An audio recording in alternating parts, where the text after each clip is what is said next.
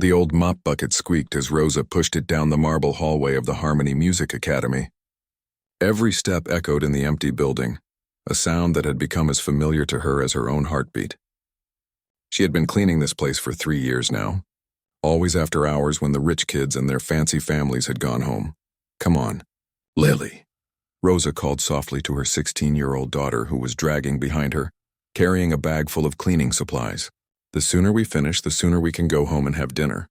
Lily nodded but didn't complain. She never complained. Even though she would rather be anywhere else on a Thursday evening, she understood.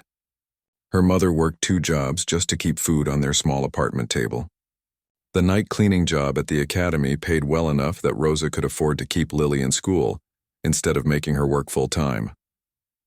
The Harmony Music Academy wasn't just any music school.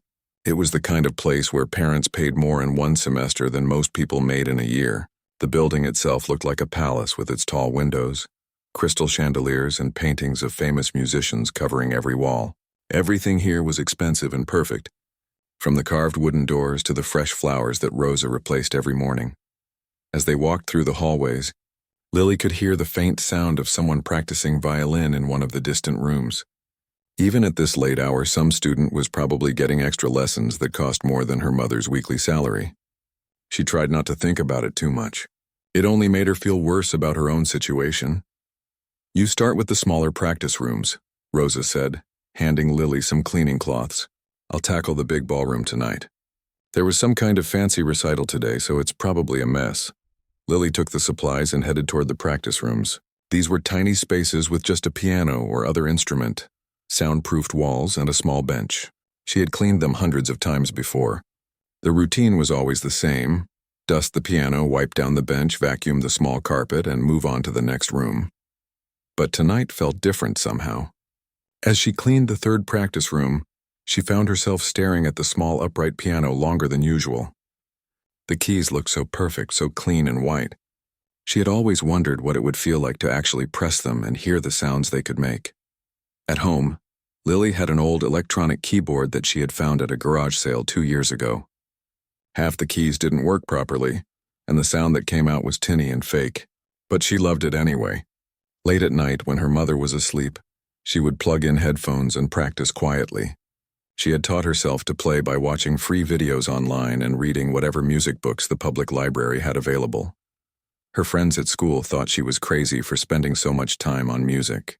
"What's the point?" they would say. "You can't make money from playing piano unless you're some kind of genius, and you need tons of expensive lessons for that." They weren't wrong. Lily knew that kids who went to places like the Harmony Academy had been taking lessons since they were 5 years old. They had private teachers, perfect instruments, and parents who could afford anything they needed. Still, she couldn't help dreaming. Sometimes when she was cleaning these practice rooms, she would imagine what it would be like to sit at one of these beautiful pianos and play a real song. Not the broken, choppy melodies that came from her damaged keyboard at home, but something that sounded like actual music. Tonight, that feeling was stronger than ever. Maybe it was because she had been listening to classical music while doing her homework earlier, or maybe it was because she had just turned 16 and felt like she was old enough to take some chances. Whatever it was, she found herself moving slower as she cleaned, spending more time looking at each piano. When she finished the practice room, she decided to check on her mother in the ballroom. The ballroom was the crown jewel of the academy, a huge space with a stage at one end and seating for about 200 people. In the center of that stage sat the most beautiful piano Lily had ever seen. It was a grand piano, long and curved like a sleeping giant. The wood was so polished that she could see her reflection in it from across the room. Even from a distance, she could tell this instrument was special. This was the kind of piano that famous musicians played in concert halls and on television. "How's it going, honey?" Rosa called from where she was picking up programs and sheet music from the seats. The ballroom always takes forever after their fancy events. These people don't know how to clean up after themselves. "I'm done with the practice rooms," Lily replied. But she wasn't really paying attention to the conversation. Her eyes were fixed on the piano. Something about it seemed to be calling to her, pulling her toward the stage. She had never been on the actual stage before. During her cleaning rounds, she always stayed in the audience area or worked on the side rooms. The stage felt like forbidden territory, a place meant only for the talented students who belonged here. But tonight, her feet seemed to move on their own. Step by step, she found herself walking toward the stage, her cleaning supplies forgotten on a nearby chair. Her heart was beating faster with each step, partly from excitement and partly from fear of getting in trouble. "Lily?" Her mother's voice seemed far away now. "What are you doing up there?" She didn't answer. She couldn't answer. All of her attention was focused on the magnificent instrument in front of her. Up close, it was even more beautiful than she had imagined.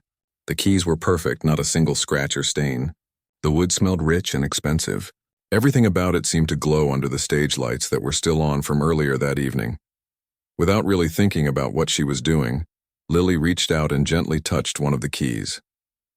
It was cool and smooth under her fingertip, and when she pressed it down, the sound that came out was pure and clear and perfect. Nothing like the broken electronic sounds from her keyboard at home. She pressed another key, then another. Each note rang out in the empty ballroom, echoing off the walls and filling the space with music. Even just these simple single notes sounded more beautiful than anything she had ever heard before. And then she noticed something that made her blood run cold. The ballroom wasn't completely empty after all. Up in the balcony section, 3 figures sat in the shadows. Lily's heart nearly stopped when she spotted them. She had been so focused on the piano that she hadn't bothered to look around the ballroom carefully. Now she could see them clearly. 2 teenagers about her age and what looked like a parent. "Well, well, well," came a voice from above. It was a girl's voice, smooth and confident in the way that only came from years of expensive education. "Look what we have here." Lily's hand froze on the piano keys. She wanted to run, to disappear, to pretend this wasn't happening. But her legs felt like they were made of stone. She couldn't move, couldn't even turn around to face whoever was speaking. "Is that the cleaning lady's daughter?" This was a different voice, a boy this time with the same polished accent. "I think I've seen her around before, always carrying those buckets and mops." The third voice belonged to an adult woman. How inappropriate. Doesn't she know better than to touch the instruments? That piano costs more than most people's cars. Lily finally managed to turn around. In the balcony above, she could see them more clearly now. The girl looked to be about 17, with perfectly styled blonde hair and the kind of clothes that probably cost more than Lily's family spent on groceries in a month. Next to her sat a boy with dark hair slicked back, wearing a suit jacket that looked like it had been tailored just for him. The woman with them was obviously someone's mother, dripping in jewelry and looking down at Lily like she was something unpleasant she had stepped in. "Oh my goodness. Victoria, look at her clothes," the boy said with a laugh. "Are those jeans from a thrift store?" The girl called Victoria giggled. "Connor, be nice. Maybe that's the best her family can afford." But the way she said it made it clear she wasn't being kind at all. She was making fun of Lily in the cruelest way possible, by pretending to be sympathetic. Lily looked down at her outfit. She was wearing her nicest pair of jeans and a clean t-shirt. They weren't fancy, but they weren't dirty or torn either. Her mother had taught her to always dress neatly, even for cleaning jobs. But standing here in this elegant ballroom, surrounded by marble and crystal and gold, she suddenly felt like she was wearing rags.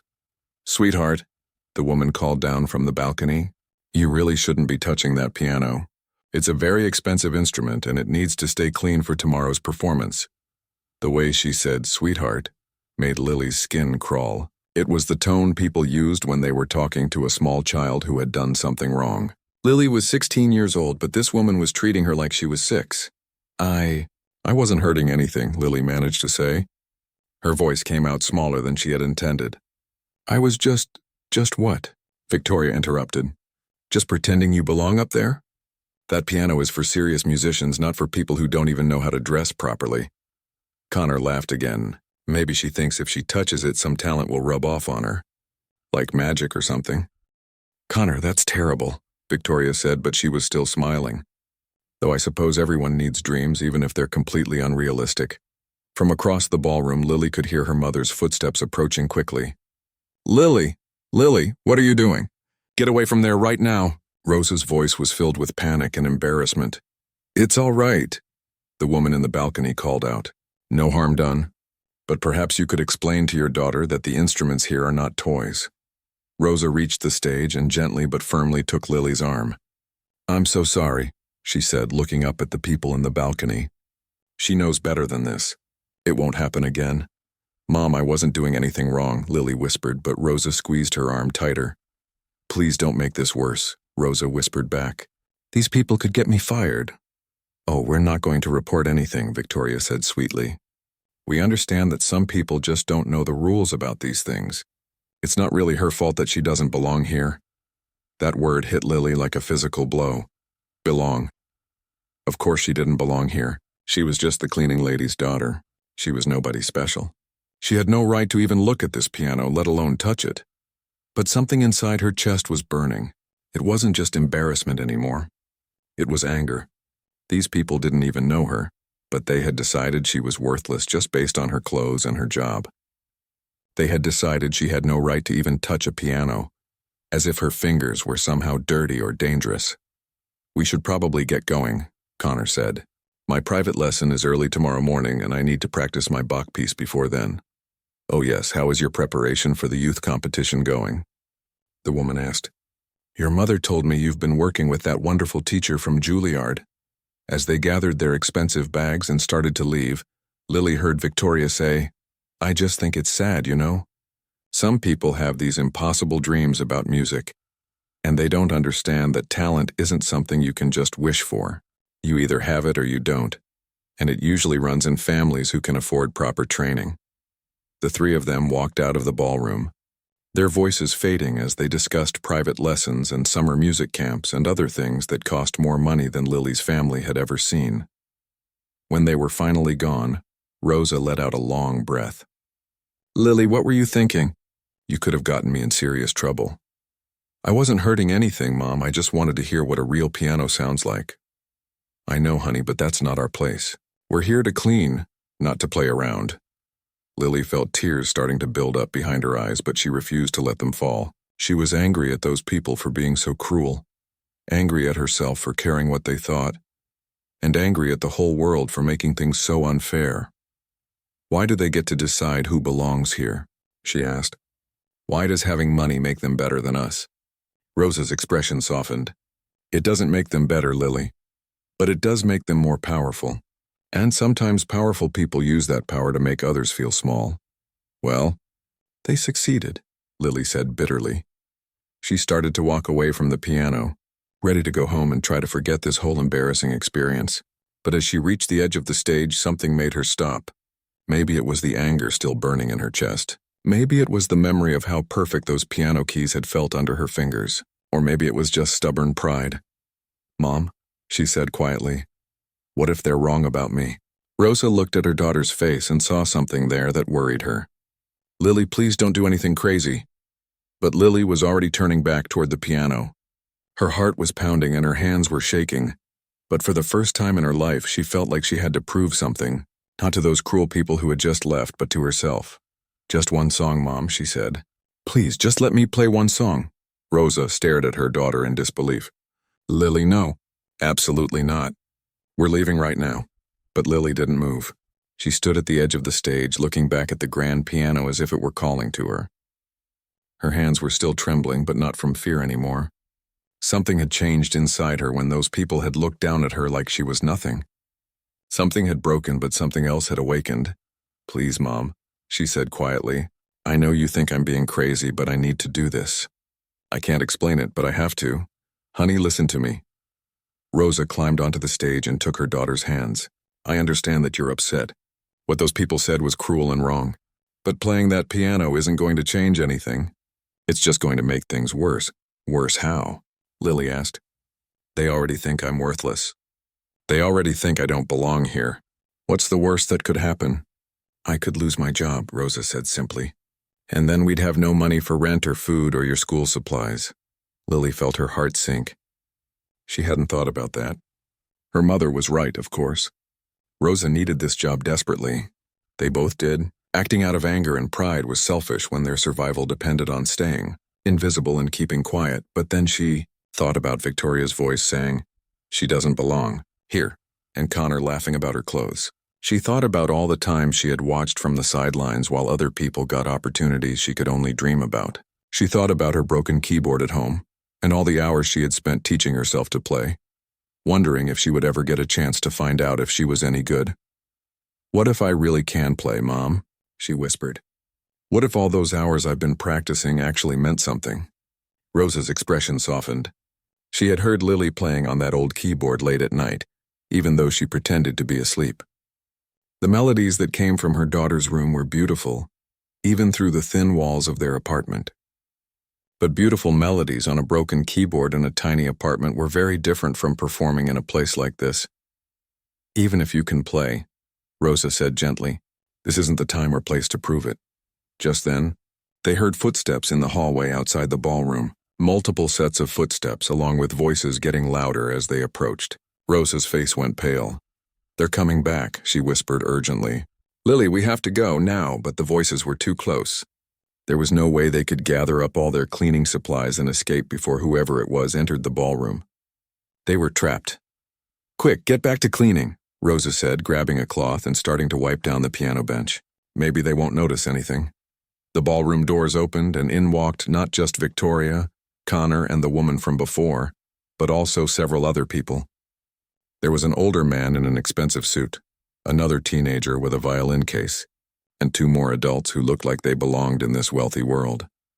I told you I heard someone playing, Victoria said triumphantly. I knew we should have come back to check. The older man looked around the ballroom with sharp eyes. Where did the sound come from? Up there on the stage, Connor pointed. It was definitely coming from the piano.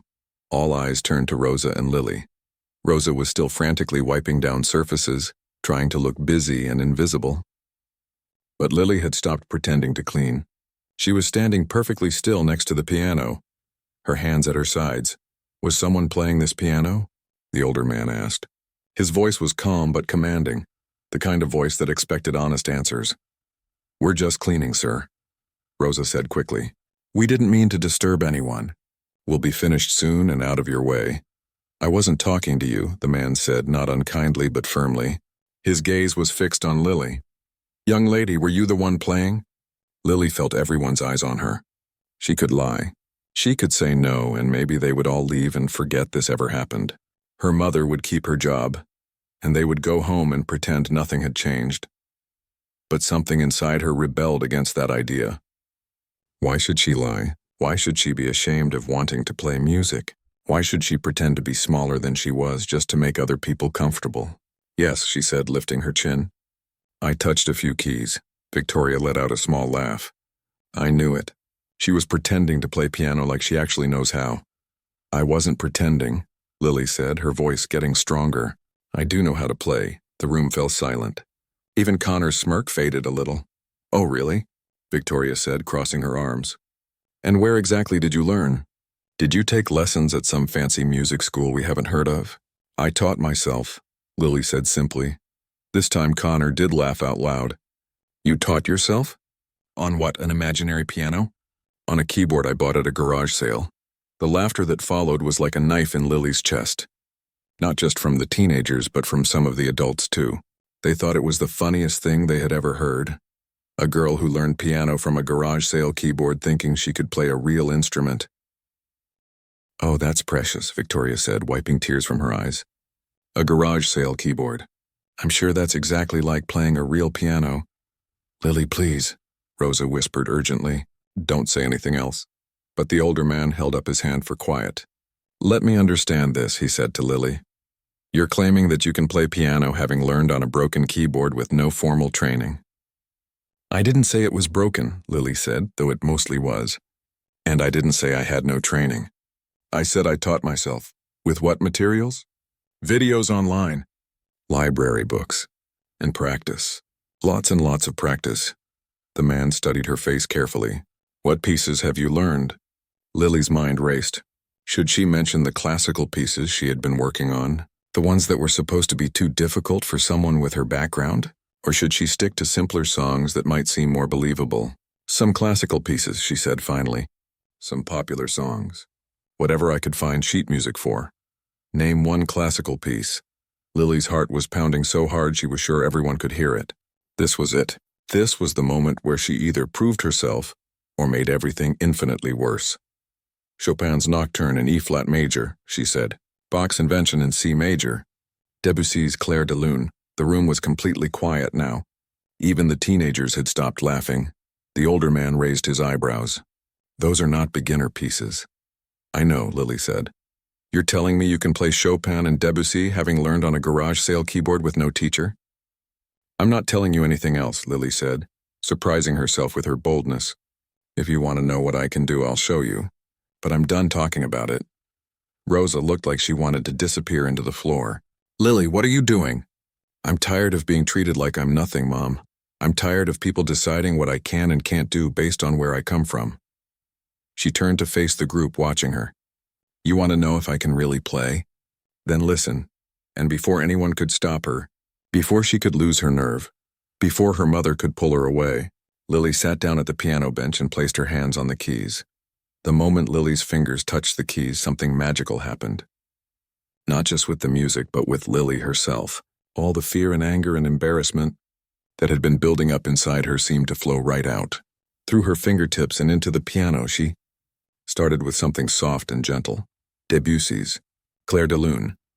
The first notes filled the ballroom like moonlight filling a dark room. Each note was clear and perfect, floating through the air with a sweetness that made everyone stop breathing. Rosa's hand flew to her mouth. She had heard her daughter play before, but never like this, never on an instrument that could truly sing. The sounds coming from the piano were nothing like the tinny electronic beeps from their old keyboard at home. This was real music, rich and full and alive. Victoria's smug smile disappeared completely. She had expected to hear clumsy, amateur playing, the kind of noise someone might make who had never touched a real piano before. Instead, what she was hearing sounded like something from a professional concert. Her face went from confident to confused to something that looked almost like fear. Connor had stopped laughing too. His mouth was actually hanging open a little as he watched Lily's hands move across the keys with impossible grace. These weren't the stiff, uncertain movements of a beginner. Her fingers danced and flowed like they had been born to play this music. The older man in the expensive suit had gone completely still. His sharp eyes were fixed on Lily's hands, watching every movement with the intensity of someone who understood exactly what he was seeing.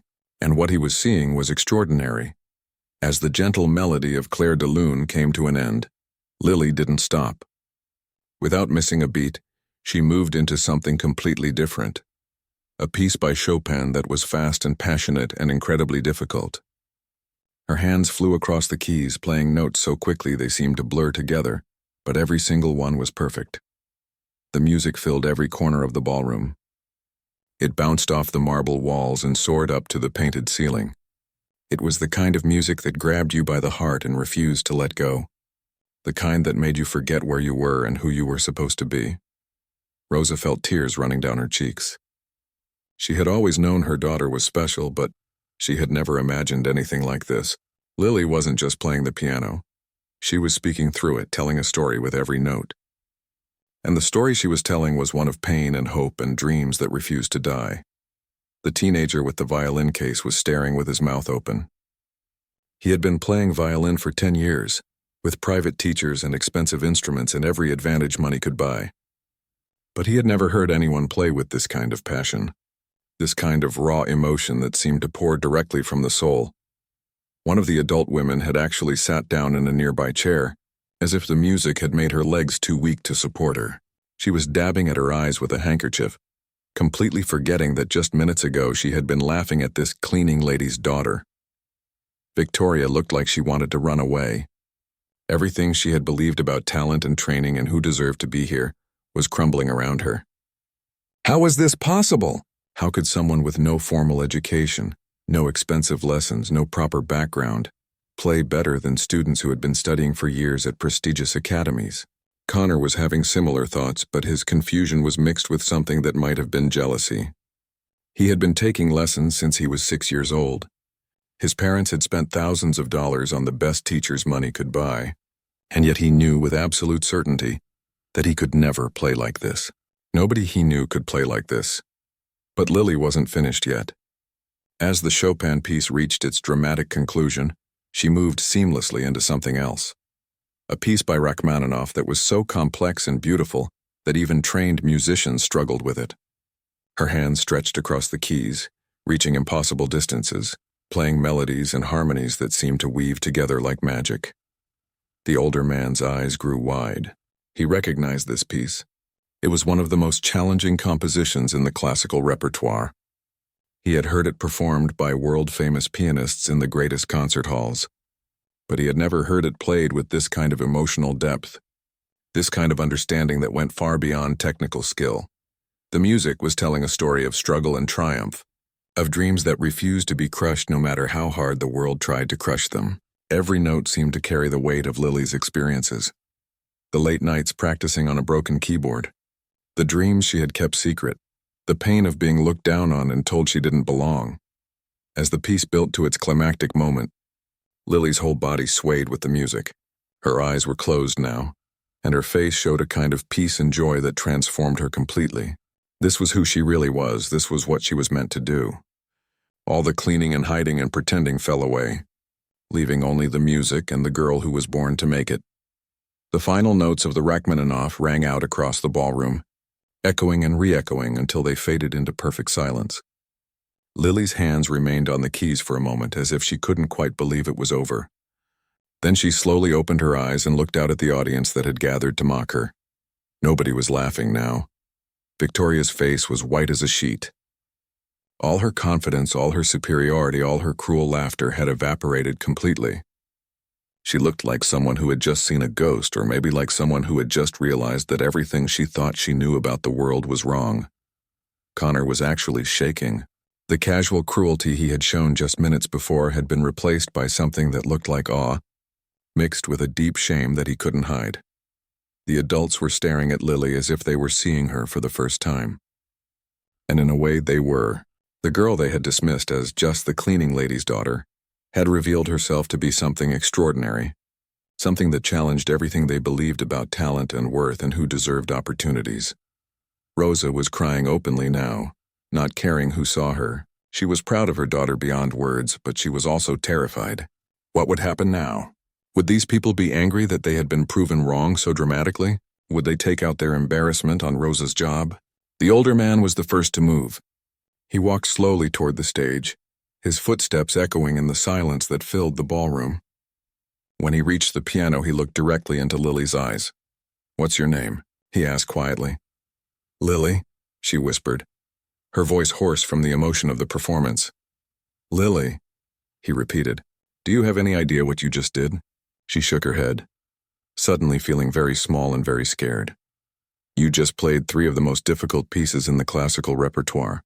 You played them perfectly, and you played them with more feeling and understanding than I've heard from musicians twice your age, with 10 times your training." The silence stretched on as everyone waited to see what would happen next. Lily sat frozen at the piano bench. Rosa stood trembling near the back of the stage, and the group of wealthy observers struggled to process what they had just witnessed. Then, from somewhere in the back of the ballroom, came the sound of slow, deliberate clapping. The clapping grew louder and more enthusiastic as everyone turned to see who was applauding. From the back of the ballroom, a man in his 70s was walking toward the stage. His hair was completely white, and he moved with the careful dignity of someone who had spent a lifetime in music halls and concert venues. "Professor Chen," the older man in the expensive suit said, his voice filled with surprise and respect. "I didn't know you were still in the building." "I was in my office finishing some paperwork when I heard the music," Professor Chen replied, never taking his eyes off Lily.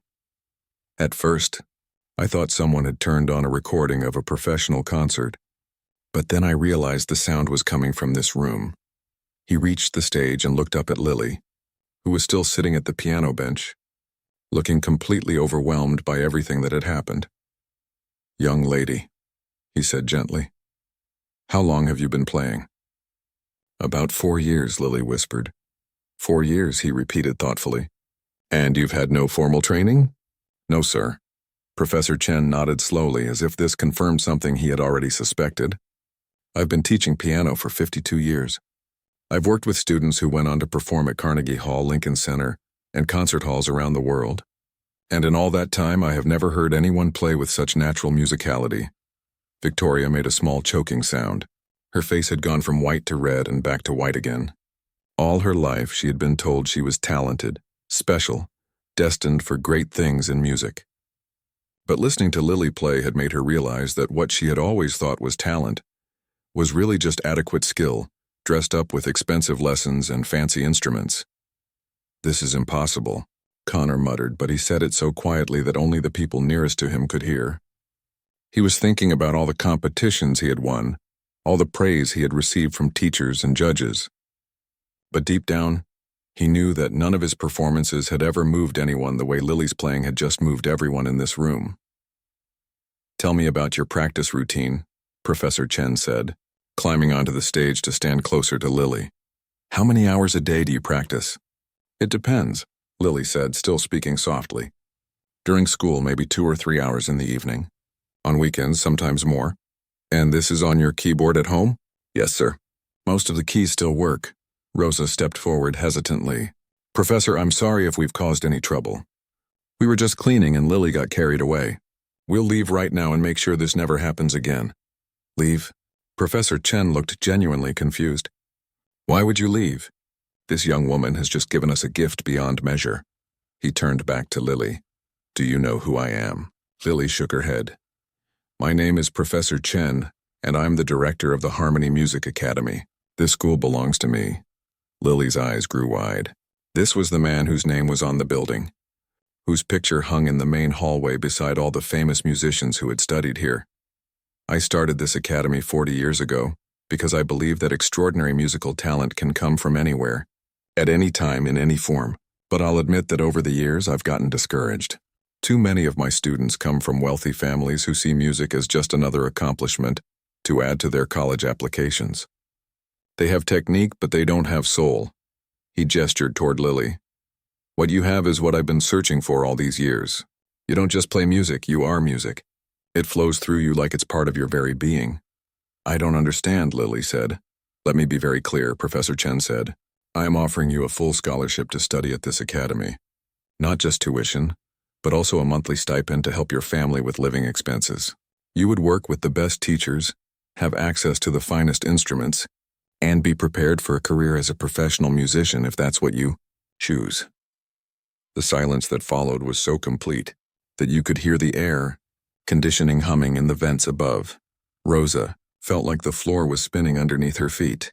A full scholarship? A monthly stipend? These were things that happened in movies, not in real life. Not to people like them. "But there's one condition," Professor Chen continued. "You have to want this for yourself, not because someone else wants it for you. A gift like yours comes with responsibility. If you choose to develop it, you'll be working harder than you've ever worked before.